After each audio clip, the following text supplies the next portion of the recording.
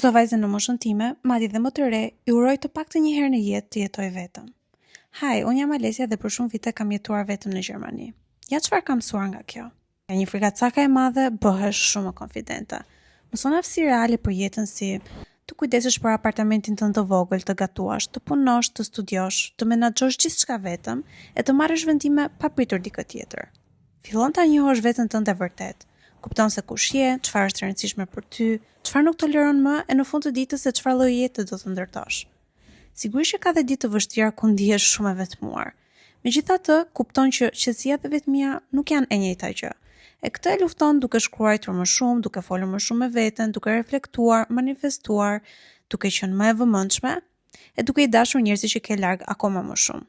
Kupton se sa shumë punë ka një shtëpi dhe sa shumë kanë bërë prindrit tan pa e kuptuar ne.